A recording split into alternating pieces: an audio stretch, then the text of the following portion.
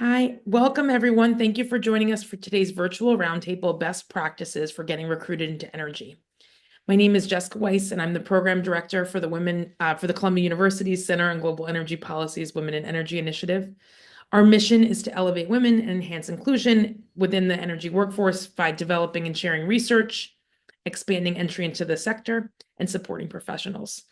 As part of that mission, we host events that help job seekers gain information and access to the energy sector. Today is one of those events. Let me start with a few housekeeping notes. We are recording this session. You are all on mute, and I ask that you please stay on mute throughout the session unless you are called on. I am going to ask Cathy a series of questions, and then we'll open it up for folks for Q&A. If you'd like to ask a question, we'd love that. Encourage it. Please raise your hand and then unmute yourself once you're asked on. Once you're called upon, we'd ask that you please try to ask questions that are not super specific and might be pertinent to others in the call. As a reminder, our events are closed caption. You can turn on the captions by clicking live transcript button at the bottom of the screen and then selecting show subtitles. I'd like to introduce Cathy Schreiber. You got it. There you go, I'm so Schreiber. sorry. God, I don't know. This is our second round of this, and you think I'd be better. Founder of Cathy Schreiber and Associates.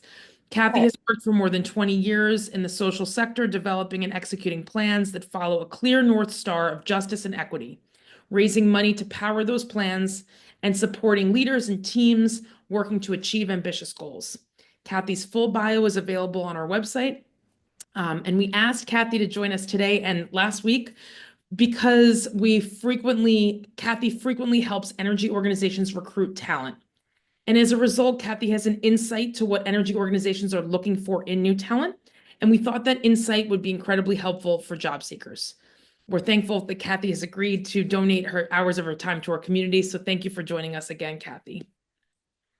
My Uh, pleasure. Happy to Great. be here. We're going to dig right in. We want to start by learning more about your career. Why did you decide to start your consulting firm almost 7 years ago? What led to that decision?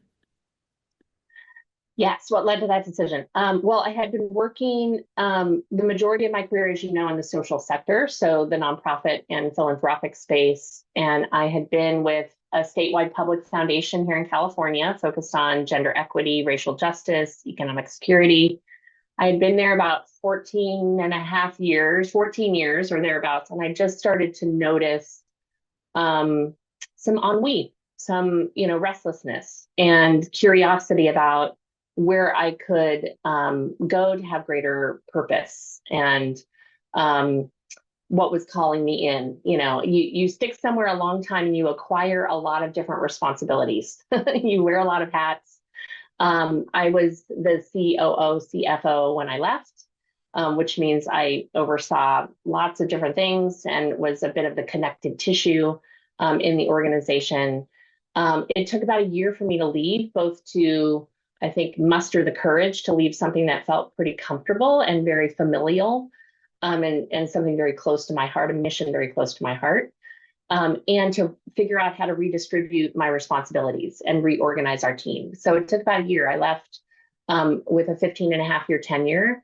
And I thought that consulting would be a bridge between one internal leadership role and another internal leadership role. I left with a few clients in hand. And in my first year of consulting, there were a few things that happened. One, I paid attention to what I noticed I missed and what I did not miss. And I got one client, my first client in climate, and it was with the Global Climate Action Summit here in San Francisco in 2018, hosted by Michael Bloomberg and Christiana Figueres and Governor Brown, Jerry Brown at the time here in California.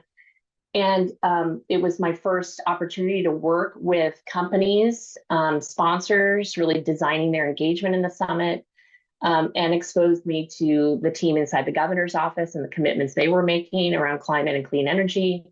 And it just unlocked a whole other set of content area. And there was a way for me to bring my deep understanding and expertise around equity and inclusion to a space that was just beginning to embrace a framework that was more justice oriented, thinking about the just transition and environmental justice, although that movement is 50 plus years old in this country now. But it was not the dominant conversation. So I discovered that I really loved consulting and I could work with a lot of different types of organizations. And now the majority of my clients are in climate and clean energy, climate philanthropy, climate tech, especially startups. So I'm working with folks in the private sector, public sector, nonprofit, philanthropic, and it's really, I learn new content every day, which is why I started it and why I stay with it. Amazing. Thank you for sharing. If you were starting out today more from a job seeker perspective, not as a consultant, but as more of a job seeker, what would you be doing differently? What would you be studying or paying attention to? Not all of the folks on this call are students, but a lot are, if you were kind of newer in a transition to this space or interested in going directly from school, what are some of the things that you think people should be paying attention to or looking at or reading or learning? Yeah. I mean, I think energy systems are really interesting from production to distribution, resilience, the economics of energy.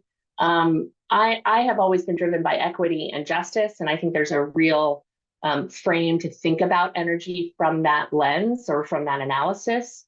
So think about who has access to energy, who pays for equity, energy, how do we move energy, who is impacted by the cost of energy, who bears the burden of that, what is produced in terms of pollution in the production of energy. So all of those things I just think are really interesting, and it would definitely be a place where I would be drawing, because I certainly have an interest in climate and clean energy in particular.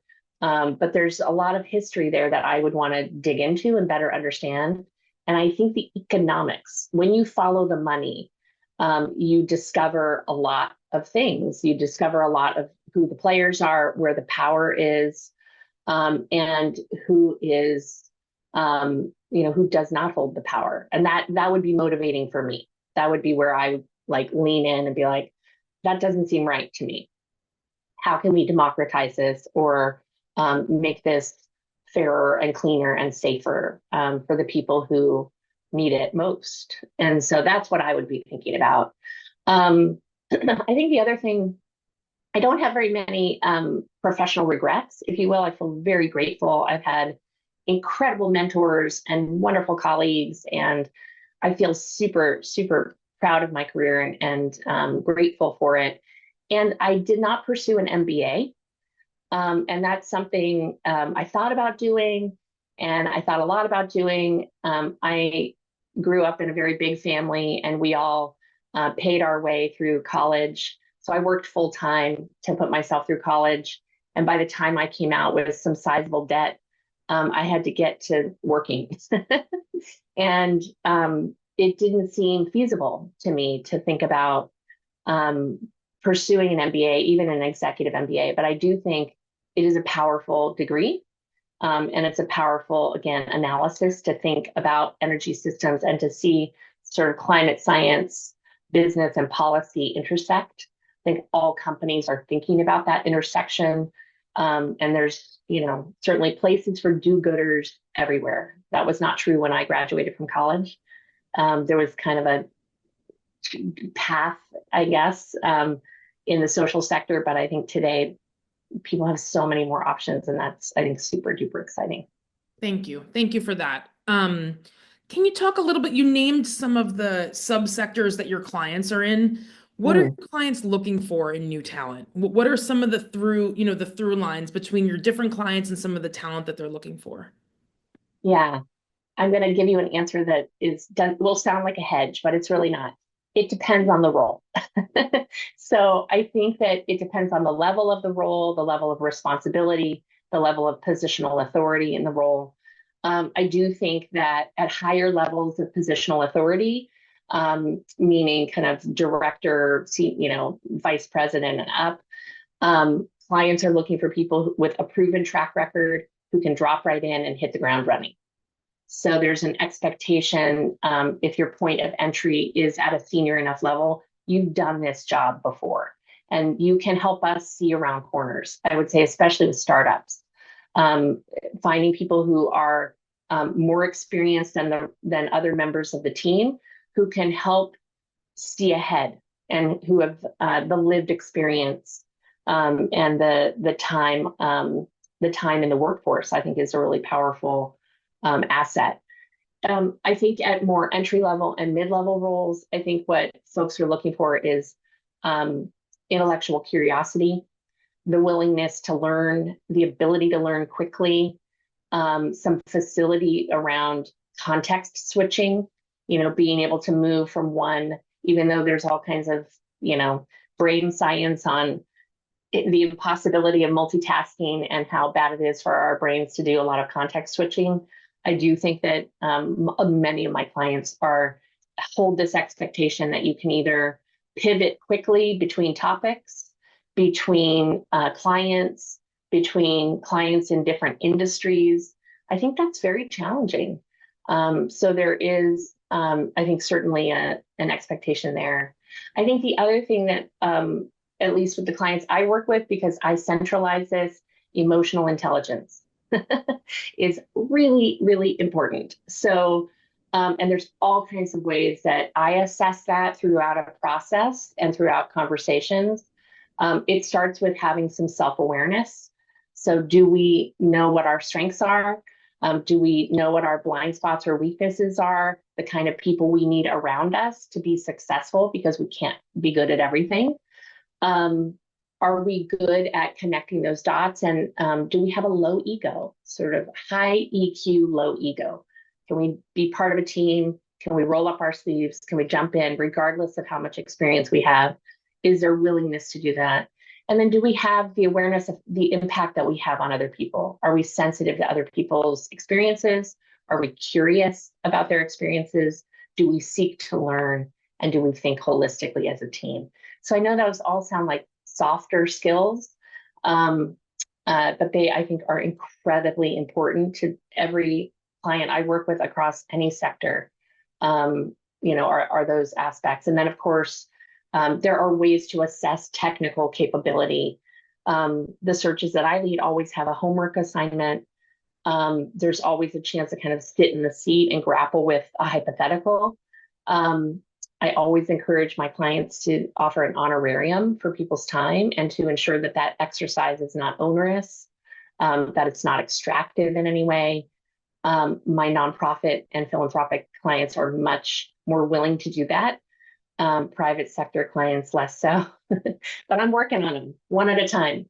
I'm always asking, like, come on, you guys, we're asking them to do a lot. So does that answer your I question, think Jessica? that's really helpful. I think on the emotional intelligence, I think I would just add that some of those subtleties are picked up right through those initial communication. So have you messaged 50 people 5 times that work in the organization? Because that might not be a good sign of emotional intelligence, right? Or have you sent a really thoughtful email to a couple of key people, and folks are noticing you that way? So there's sometimes those little those little pieces. Hunter, I'm gonna lower your hand, but we'll come back. We're gonna take questions at the end. But we will definitely take questions. And One I question want to read. just to Yeah, go add ahead. one extra thing there, Jessica, just on emotional intelligence. So here's something you all can be thinking about, which is one of the questions I frequently ask in just initial phone screens is, regardless of your role, title, positional authority, in your past experience, what are the consistent contributions you tend to make on a team? How do you show up in a team? It's kind of that concept of like, everywhere you go, there you are, right? So regardless of whether you're the boss or you're a teammate, what do you give in that kind of setting? And I think there's never a wrong answer, right? It's just about one's self-awareness. Like, hey, I listen deeply and then I ask questions, or I'm really analytical, so I'm kind of looking at the numbers and crunching data, or I'm the person who brings order to chaos, and I like to make sure we have a clear timeline, or I'm the office counselor, like people come to me with their ideas to workshop or brainstorm. There's never a wrong answer. What I'm listening for is, do you know yourself? Yeah. Yeah. Do you know and like yourself and appreciate that we all have unique strengths and something to give and offer? So I think that goes a long way. Yeah. I completely agree. So on that same kind of line, because I think there's kind of two pieces to getting a role. The first is getting noticed, right? How Mm, do what makes a candidate get noticed by organizations that you're working with? And what are some good practices for kind of getting noticed? Because the other piece is, right, how do you, once you get noticed, how do you get the role? And that's interviewing and some of the stuff you're talking about. But how do you kind right. of start? I think there's often this kind of like invisible line of people don't know how to get through the door of Yeah. just getting in the realm. So what are some good practices for that? Mhm. I think networking is a very good practice. And I think ensuring, doing your homework and your due diligence, your own sort of exploration, right? I like processes that feel like mutual explorations and truly are mutual explorations. And let me just clarify that I'm not a high volume recruiter. And I don't use AI to review resumes or cover letters. I read everything. I also prefer when applications have a specific question that their candidates are reacting to or responding to. I think those are way more interesting and meaningful than a generic cover letter. But I think working your network, if you see a role at a company, dig into your LinkedIn, dig into your alumni network, dig into the listservs or the fellowship programs that you've been in. Is anyone connected to someone at this company or at this organization? And reaching out and doing a little bit of homework before you submit, apply. I think that's really valuable because then you're also using your time wisely, right? You're managing your energy and the time that it takes to apply because it is a lot of time and energy. So you want to be really thoughtful about that. And I think it's good to be discerning. I don't believe in the numbers game, meaning like I'm just going to apply to 200 jobs and we'll just see what sticks. I think that's disheartening for people. I think it's dehumanizing for people. I think it actually is counterproductive in a lot of ways because I think it just hurts. Because so often you're applying into a black hole of an applicant tracking system and you may or may not hear anything back besides the automated responses since we got your application. So I would encourage people to be discerning. And I like when I hear from people I know or in my network or are connected with the company or the organization to say, hey, I know this person applied. And I'm like, that's meaningful. So I think when candidates sort of do a little bit of an organizing campaign, there's kind of a fine line. If you do too much of that, you're like, okay, I'm inundated with endorsements from this one person. But I would say, again, pick a person who can thoughtfully, say, hey, I know someone who applied for this role and you're leading the search or whatever it might be. So it requires a little bit of sleuthing on your part as a job seeker. And I do think that helps get you noticed. I also think if I could just make a couple of suggestions on resumes and Please. LinkedIn profiles. Yeah, please. I am really partial. I love seeing kind of a synthesis or summary of strengths at the top of any resume. I think that's great. I like seeing that. Again, it sort of signals to me like they know what they're good at. And I often ask people when I'm coaching them, what would you like to do more of, less of, or never again? And if you have things in your career that you don't want to do again, then you should not put them on your resume and you should not put them on LinkedIn. And if you want to, there are things that you've done that you want to do less of in the future, because as you're curating sort of an image of yourself, an image of your career, your posture, your position in the world, how you are positioned. You want to think about projecting where you are headed, not just where you've been. Your resume is not just a static brochure of your experience. I do love to see results. I like to see things that are bullets of what you achieved, what you accomplished while you were in this title at this place for this duration of time. That's way more interesting to me than a bullet of responsibilities. I love seeing quantifiable, where you can quantify, can't always, results, I think is really, really helpful. And again, it's kind of thinking about like, what do I feel proud of? I was at this place for a year or 2 years or 12 years. What did I do there that I can look back and say, I left some fingerprints there and I'm proud of those. That's part of the legacy that I'm building. And it is also reflective of what I want to continue to do more of. So I think continually asking ourselves, what do we want to do more of, less of, never again? Um, this is a curation exercise. Right. So that helps that you notice too. Right. It also changes, right? What you want to do more of, Yeah, less of, and never again. It's not one thing at one time. It's a shifting balance because we change, right? And that's right. so our Yeah, interests I change hope. with that. Yeah, I hope too. Thank goodness. Um, Yeah.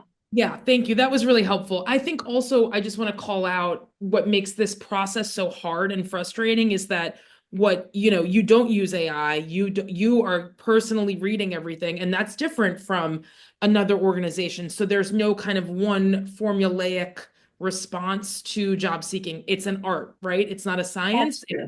It's not black and white, and that's what kind of makes this so challenging and often frustrating. Yeah, I get it. Um, Yeah. on that same kind of line, what are some common mistakes you're seeing from job seekers? Yeah. I think the most common one is not picking the right point of entry. And I don't think this is job seekers' fault at all because titles and organizational design and structure and hierarchy are completely opaque. They are very esoteric, and every company and every organization is different. A director at one place may or may not be the same as a director at another place. Sometimes a director and a VP somewhere else are the same or equal or equivalent. So it's just very difficult. So I think, again, it requires a little bit of due diligence, a little bit of research to say, okay, I'm seeing this, manager role, or I'm seeing an associate role. Let me look at other associates in this place and how my experience might compare. And so I do think that's a helpful exercise. If we know someone there, we can always ask, or if we know someone who knows someone who knows someone, kind of saying, is that the right point of entry for me, given the experience that I have or don't have? So I do think that is a very common mistake, and it's not. It is avoidable, and it's no one's fault. I guess I just want to make that really clear. I don't think companies make it easy sometimes to know what the right point of entry is. I also know that women and BIPOC candidates read a list of qualifications quite differently than white men do. And so I think recognizing our own biases and our own fears or our own assumptions is really important. It comes back to emotional intelligence. It comes back to that self-awareness. So it's why it's helpful, I think, to have people you can ask, hey, I think I see this role. It looks really interesting. I meet some of the qualifications, but not all. What can you discover about the structure of that place and where you might fit in? That I would say is the biggest mistake, and like I said, I think it's avoidable. I would say the other kind of mistake sometimes is like not managing time well in an interview. So I think especially if you know that, and you can always ask like, hey, can you let me know roughly how many questions you're about to ask?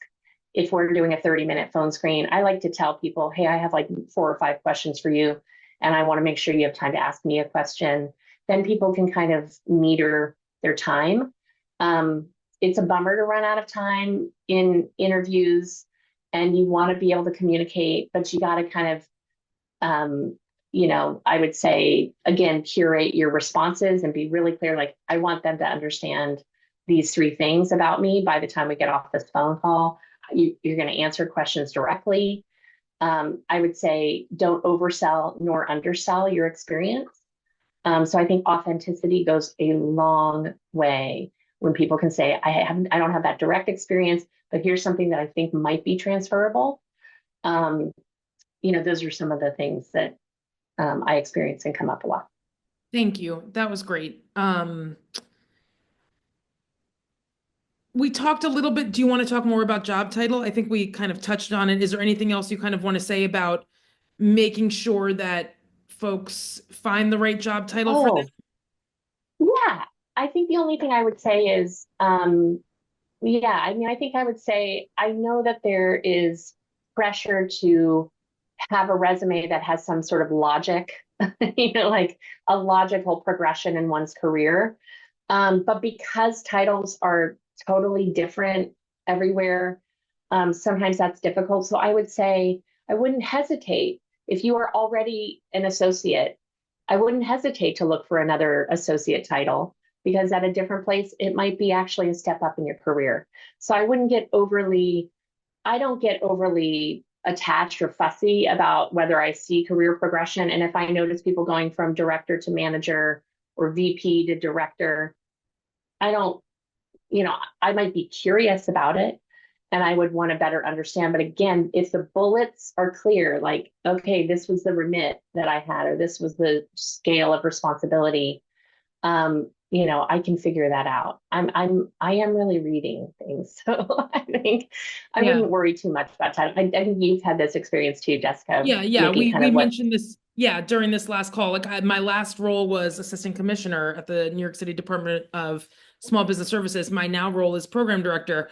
I'm much happier. I think I am compensated better. I things are, I think this is a better life for me and a better fit. But it is a change in title. And I think from a naked eye, it would look like a demotion of some kind, but it's not, right? It's a different way of working. And I think I could coherently explain that in interview, but I totally agree that, titles are not even this whole thing is just kind of it's very unique from organization to organization, the entire process.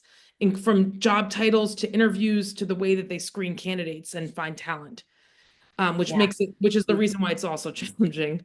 Um, Thank you for that, Cathy. How do you increase your chances?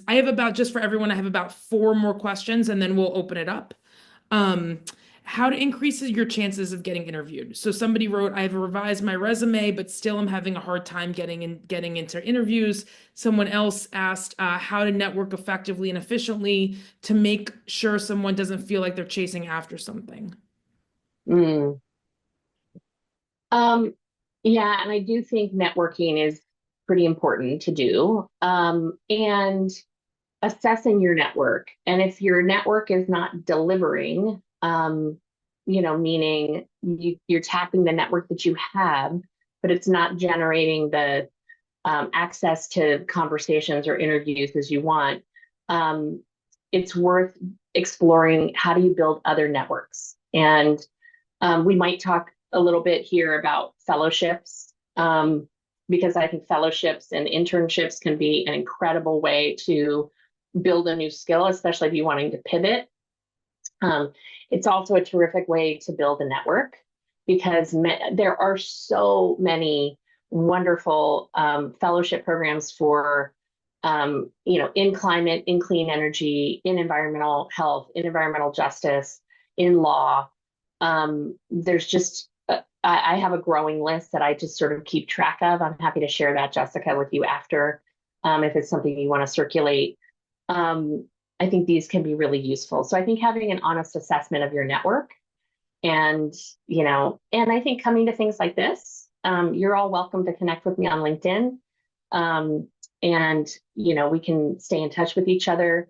I think coming to events that Jessica and the center are putting on is a great way to just be exposed to a lot of different types of people. Um, I do think trying to get closer to the hiring manager, within the companies or the organizations, really knowing who that is. Again, it requires a little bit of front end research. So I'm sort of, I guess you may be hearing loud and clear, I'm kind of more of a quality over quantity kind of person. So I think that matters and I think it Yeah. will feel more rewarding. Yeah. Um, Okay, we have two more questions and then we'll open up. Just as I said, some new folks have joined, so just want to reiterate, always nice to see faces, especially if you're going to ask a question. So if you want to ask a question, we encourage you to come on camera. No requirements, but it's always nice. So I have two kind of questions about two subgroups in this group. Yeah. So one is experienced professionals who are looking to pivot into this space. Mm, Um, mm, but lack kind of direct industry, backgrounds. And then someone, this is kind of analogous. I put this together. So for someone returning to an energy career, after a break as a caregiver, mm. how do you market kind of older work experience, and how much seniority or you should be willing to kind of take a step back for? That's a really good question. That's a very personal question, the last one, how much, seniority to step back from. That's up to individuals, right? I think, again, it gets back to that question, like regardless of your positional authority, how do you show up? What do you want to contribute? What is your intention? What is your desire? How do you want to make a difference? And I think feeling called to that higher purpose, whatever it might be, is what, helps you find the right place and stay at the right place. If you don't have that connection, then it's really just a job. And I guess I would say if you're here and you're part of the center, your work is more than a job. It's more than a paycheck. There is like a mission driven, values aligned purpose to your job seeking. And I think that's wonderful because there's so many more places that want that. That's really important to them.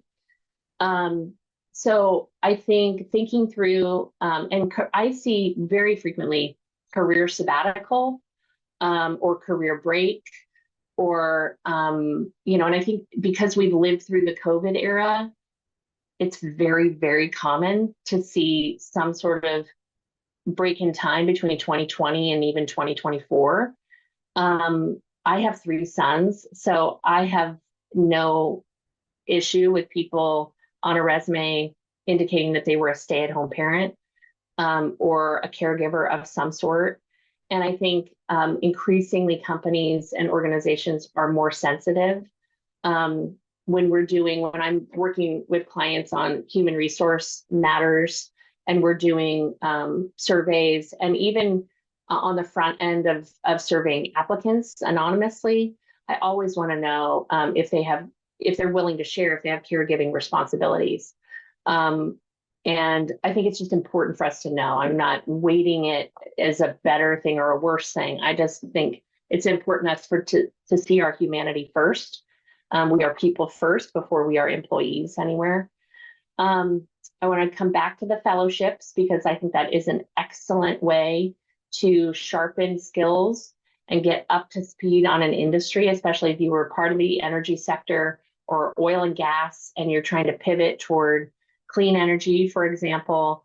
There are some really reputable, very prestigious clean energy fellowships and programs to get into. They're designed for people who are working full time.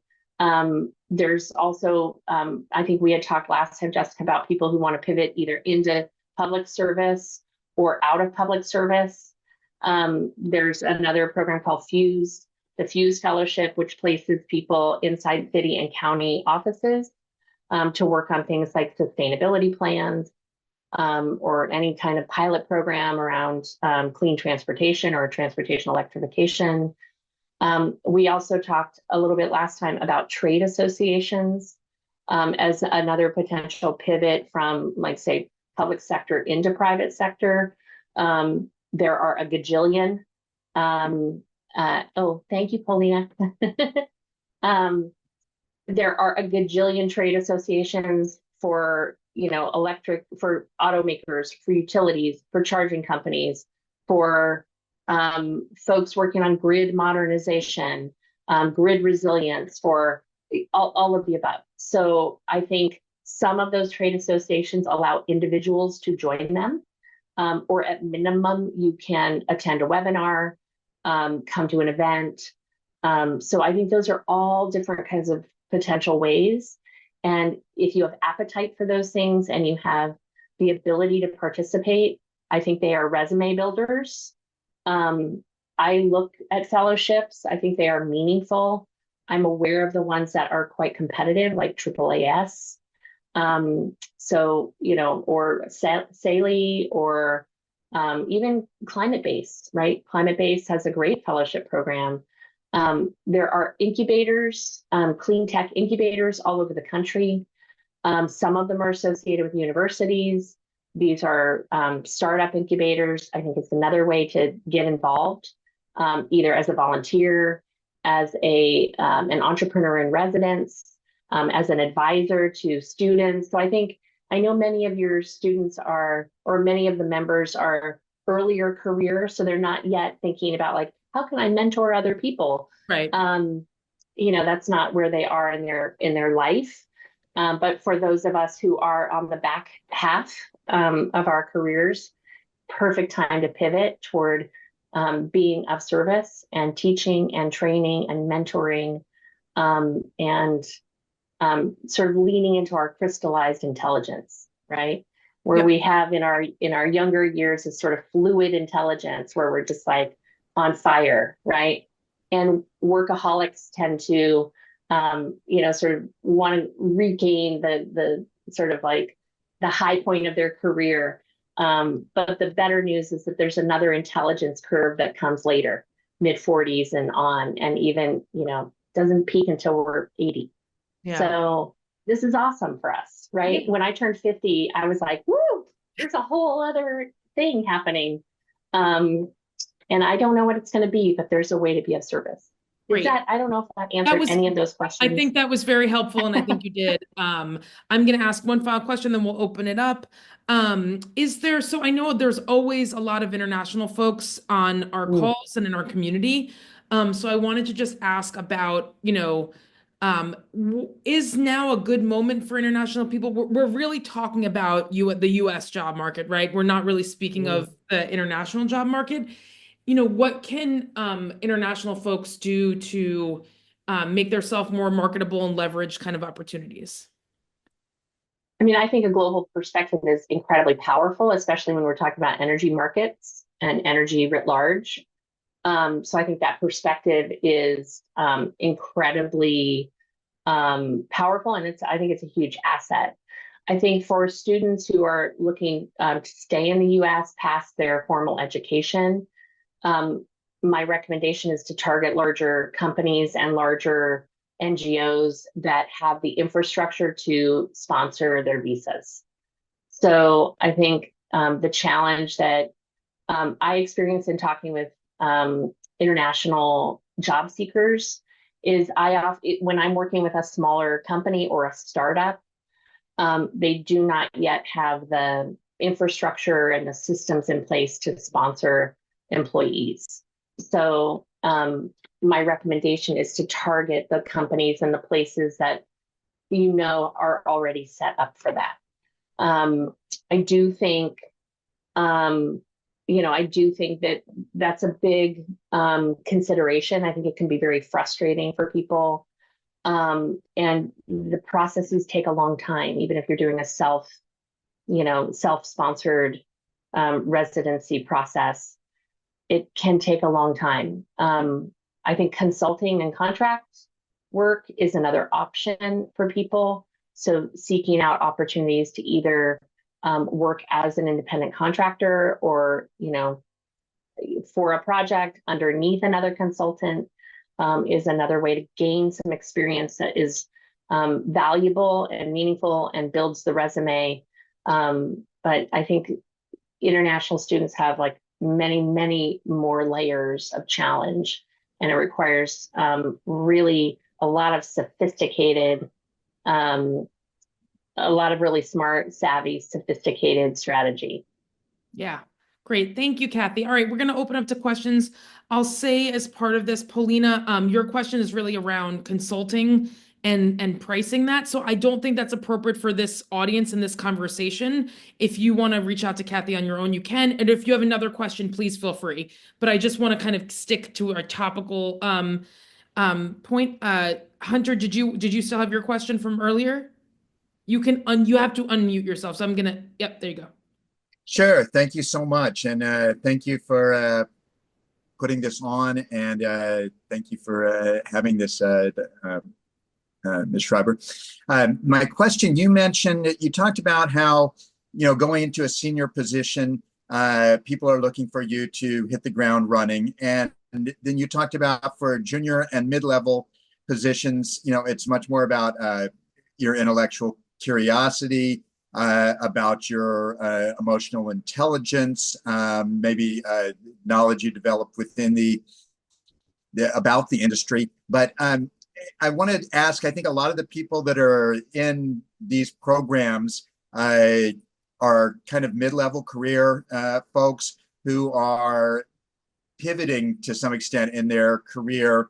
Um, can you get into big energy? And when I say that, I'm talking about, big developers, banks covering energy, infrastructure funds that are putting equity into energy deals, et cetera. Can you get into big energy at a mid-level without having a specific energy background? And what would be the way to go about that? Or if you're a tangential, only tangential relation to the energy industry? Thank you, Hunter. Yeah, I love that question. I mean, as you were asking that, Hunter, my brain was going to green banks and CDFIs, which are really growing quickly in response to the IRA funding, the GGRF funding that's coming out of the Department of Energy is billions and billions and billions of dollars going into local community banks and institutions and clean energy funds that are being stood up right now to ultimately move money to entrepreneurs, to small solar companies, to individual home and building owners and developers in order to electrify and decarbonize their homes. So similar advice to what I was describing about what I would probably pursue if I were studying right now, which is the economics of energy. Follow the money. And so as that funding is kind of flowing out of GGRF, so I'm thinking of power forward communities, for example, or smaller shops like Build US. All of these are benefiting from the federal dollars that are flowing. And so they're not the traditional banks per se, but they have more of a community root. They're smaller teams. And I would do some research on like local green banks, CDFIs, clean energy funds. Lots of them are cropping up all over the place. And I would say there's great opportunity to kind of step into that kind of environment with transferable skills. Is that helpful? Have you thought about that? You like it? Okay. Okay, great. Let me know how it goes. Thank you for that, Report Cathy. back, Thank you for please. the question, Hunter. Yeah. Maria, you had a question, but you put your hand down. Or do you still have your question? I wanted to ask sort of like it's similar to what Hunter just asked, but more towards skills in climate change. I have experience in developing climate change projects for both mitigation and adaptation, but not necessarily in energy. So I just wanted your perspective or advice on like how to leverage those. But I know that Gani's also had stand up, so I didn't want to take that away. I'm happy to field this one first, Maria. So let me just make sure I got it right. So you have experience in climate resilience and you're wanting to kind of shift it over to power and energy. Is that right? Yeah, exactly. I mean, I think that climate mitigation, extreme weather, wildfire is a huge and growing industry. There are private companies that are being stood up, software, camera companies, detection. I live here in California. There's a terrific company called Pano and others that are emerging in this space. And there's heat officers now in a majority of cities throughout the country. There's offices being stood up. So I think that there's a direct connection between climate resilience, climate mitigation, climate adaptation, extreme weather. And the stretch then is all of the utilities have this in their strategic plans. They are very concerned about safety. They are very concerned about the grid and the reliance of the grid and the age of the grid. And so I think the pivot can be somewhere in that kind of grid, strengthening modernization, that space. There's more companies coming online and utilities. Here in California, there's a really strong network of community choice aggregators. So CCAs, so they're clean energy aggregators, as an alternative to big investor-owned utilities. Certainly thinking about municipal utilities, thinking about rural co-ops. I don't know where you live, but I think the other thing that a lot of federal funding is supporting are virtual power plants. So I would keep your eyes peeled for any and all programs that are a little bit smaller, right? So they're a little bit adjacent, but the skills that you may have in climate science or climate resilience and adaptation, I think have a very clear line to utilities in particular. Great. Thank you, Cathy. Thank you. Yeah. All right, Ganesh. Thank you, Jessica, and also Cathy. So basically, my question was is still related to what Maria and also Hunter asked. So it's okay. And it's still about pivot, actually. You mentioned about pivot in a lot of situation, but my question will be if someone want to pivot from the policy sector to the finance, for example, or to the business development. I find it a bit difficult because you need to gain a lot of skills. So maybe you can have more insight on this. Thank you. Thank you for the question. And I think you're smart to be thinking about that nexus between business development, sales, and policy. And, when I think about the EV charging companies that I've worked for or with, or the trade associations that are all focused on transportation electrification, that connection between sales and policy and regulatory proceedings and environment. So I do think that some of the trade associations that I think are pretty interesting, like NARUC and NASIO, these are gathering members that are inside energy offices at states. They're dealing with public utility commissions. The regulatory environment is one that I think every energy company has got to navigate and learn how to navigate.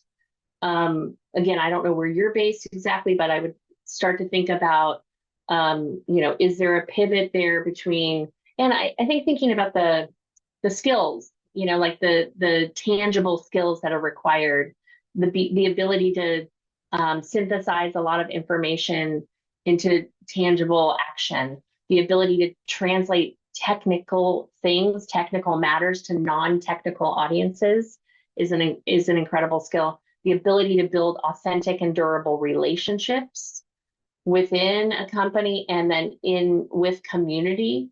So I think sometimes pivots are about kind of breaking down the job or the role into the actual tangible skills that you already possess, the natural skills you may have and the ones that you've been trained around. They may be technical, they may be more in the vein of the softer skills, if you will. I think sometimes people can position themselves as technical experts, and some people can position themselves as functional experts. I think getting some clarity about how you see yourself or how you would like to build your career might be a way to think about that. I'm not a climate scientist. I'm not an expert in energy. I have some functional expertise in business strategy, in human capacity, including executive search and coaching. And that allows me to go into a lot of different spaces. So I've sort of leaned into being more of a functional expert. I also understand finance and operations. So that allows me to be very transferable. My functional skills as an expert generalist have great mobility for me. It means I can go into a lot of different spaces. So is that helpful? Yeah. Yeah. Okay, cool. Yeah, just to piggyback off that, I think that because there's such a theme in these questions about pivoting and transitioning and Mhm. right. Totally.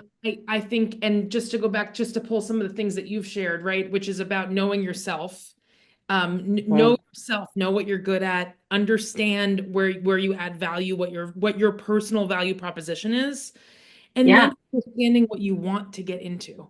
And Yes. studying roles, right? Like here are 5 different roles that I would love, and these are 4 or 5 themes that they all have, and these are all things that I've done, and I need to kind of Mhm. reposition how I'm talking about them or how I'm showing them. So just kind of, I'm just trying Yeah. to, yeah, please. I like what you're saying, Jessica. I love what you're saying. And it made me think about another mistake that I think job seekers make, Please. which I think is really important. Sometimes they make too many assumptions about the role or the company. And a pink flag that I hear when I'm doing phone screens is when people describe the job as their dream job in the first conversation or from the review of and I go, oh, you don't know enough yet. And I think, again, I'm going to come back to the theme around discernment. And I just am trusting each and every one of you to know yourselves, know what is important to you, be clear about the stakes that you have in the ground. You obviously also know your practical realities. And to step into any process with an open mind and curiosity. And it's sort of this confidence of your strengths and what you bring to the table and a desire to learn more. I worry when people say, this is my dream job, or I feel like this was written for me. I'm always like, we're dating, slow down. Right. It's like You love know, bombing. learn more. Yeah, because I don't want people to project onto the role what they hope for and what they really want, as opposed to like, let's slow burn this, let's discover, let's mutually discover, let's mutually explore, and step by step by step discover, yeah, this is a good match for me, or this is good for right now. So I think, yeah, I just wanted to add that in. I loved Pink Flag. And I've never heard that. And I also loved the idea of I'm really excited about this role. This seems great, right? But it's not definitive. It's just like everything else. It's because you're learning, right? So it's just To not be discovered. Yeah. That's right. We have 4 minutes left. Does anyone want to ask one? TT, you asked a question in the chat. I think we've covered it, but if you think I'm wrong, please. It's essentially asking about a career, transition and kind of. But TT, please feel free to come on if you feel like I'm wrong and want. Amira, go ahead. We have just have a couple more minutes. Yeah. So I was a few minutes late, so sorry if I missed this. Hi, my name is Amira Rashu. I'm wondering what you see for the market in the next 3, 4 months, like maybe not just through the end of the year, but into the new year. I know there's a lot of hesitation around the election. So just curious what your thoughts are. Yep. And if you're a job seeker, you're maybe noticing like I've applied for this job and I haven't heard anything, or they decided not to hire the position, or I think every single company, organization that is working in the United States or with the United States is in very much scenario planning and some bit of wait and see. So I think that what happens in November will be deeply meaningful to this sector, and to all the, kind of tentacles and adjacent spaces. So some of it is a little bit about holding tight and waiting, and just and I think as job seekers, you can do your own scenario planning too. If this, then that, if this, then that, and what does that mean for me potentially? I'm a very optimistic person. Positivity is my number one strength on the Strengths Finder. So it is like an effervescent, like well of optimism. So I am very optimistic about 2025. I think there's no going back from clean energy. There is no going back from all of the progress. And I think there are enough people inside agencies in the federal government that are going to hold their ground if they need to. And those who aren't up for that challenge are leaving the administration to try to find other things in their lives. So I think there's a lot of competition in the market. There's always a lot of competition for talent. And so, it behooves companies and organizations to move as quickly as possible. So I'm optimistic personally. That may speak much more to my just general state of mind and spirit. I'm not an economist, so I probably defer to the experts on that tip. But my clients are all doing heavy duty scenario planning, and they are figuring out what they will do regardless of what happens, but they do have distinct plans. Yeah.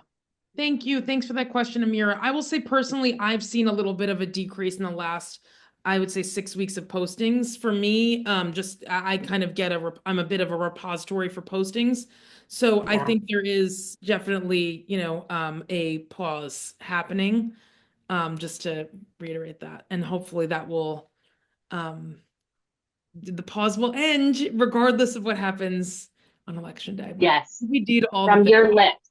Yeah. But I like the positivity. Thank you all so much. Kathy, thank you Thanks, so much. everyone. This is the second one we've done. We've also done, Kathy's also hosting office hours, which are full, but this afternoon. So just thank you. This is just a real gift to our community, and I just really appreciate it. And thank you all for joining.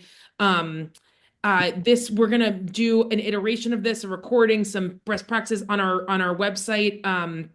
So please check that out. We host events like this all the time. So please make sure you're subscribed and reading the Women Energy newsletter, which was out today. And you can always email womenenergy, at columbia.edu for any more information. Kathy, thank you so much for leaving your LinkedIn. Thank you all so much. Thanks, everyone. Good luck and hang in there, please. And reach out. Thank you. Take care.